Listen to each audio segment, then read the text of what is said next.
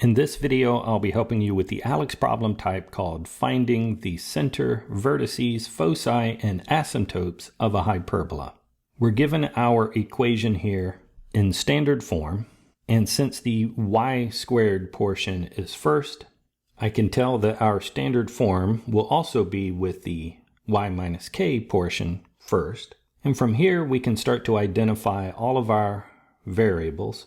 So h, for example, is what's being subtracted from the x. So here a -6 is being subtracted from the x. So h is -6. K is what's being subtracted from the y. And here a -1 is being subtracted from the y. So k is -1. A squared is what's underneath the first fraction. So a squared is 4. A is 2. B squared is what's underneath the second fraction. B squared is 9. So B is 3. And since we are asked about the foci, I'll go ahead and find C. We know that C squared equals A squared plus B squared. So in this example, A squared is 4. B squared is 9. So C squared equals 13. C equals the square root of 13. So at this point, we've gathered all the pieces of information that we need to answer these questions. But before we start doing so, I just want to get a sense of orientation. We know that whenever the y variable is first in standard form of a parabola, that means we will have a vertical transverse axis. Our center will be on that axis. Our vertices will be on that axis, and our foci will be on that axis, and that the basic shape is one of opening up and down through those vertices. And with this in mind, we can start to label all of these elements, starting with the center. The center is always hk. H is -6, k is -1. So this is -6, -1. So we've found the center. Knowing that the vertice is directly above and below the center means that I'm going to need to add and subtract that distance, which is also underneath the first part of our hyperbola, which is A. I'll need to add and subtract A from our y coordinate to go above and below the center. And since A is 2, I will add and subtract 2, first adding 2 only to the y variable. -1 plus 2 is 1, and then -1 minus 2 is -3. We now have the center and the vertices. To get to the foci, we're also adding and subtracting, since our transverse axis is vertical, to the y value. But now we're adding and subtracting C to the y value.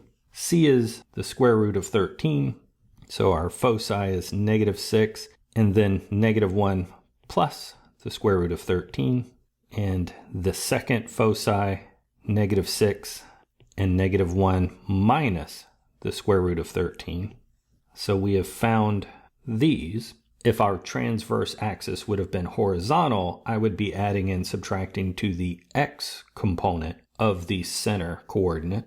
But lastly here, we're also asked to find the asymptotes, and we're asked to find the equations of the asymptotes. So y equals. Our asymptotes are like such going through the center. So we have a point on the asymptote. I also need the slope in order to find the equation of these lines. And the slope from the center would be the rise, which here was A, over the run, which is B. And we would have both a positive version going up and a negative version going down. So our slope is plus or minus A over B. A is 2 and B is 3, so our slope is plus or minus 2/3.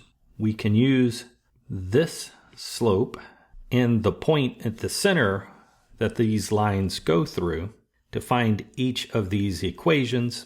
When we have a point and a slope, we can use the point slope formula, and I'll start with the positive slope. We have y minus the y coordinate of the center, so y minus a negative 1 is y plus 1, equals, using the positive slope, 2/3, and then x minus the x coordinate of a point, which here is -6, so x minus a -6 is x plus 6. We can simplify.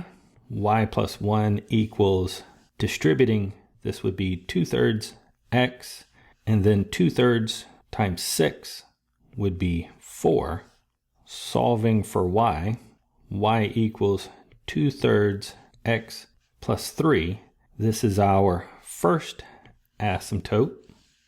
Going through the same process with the negative slope, -2/3, I would have y plus 1 using the same center, this time a -2/3, x plus 6. The only change here is that negative slope, and again distributing, -2/3 times x, and then -2/3 times 6 will this time give us a -4. Solving for y, we have y equals a -2/3 x minus 5. This is the equation of that second asymptote. We have found all of the information that we were asked to find.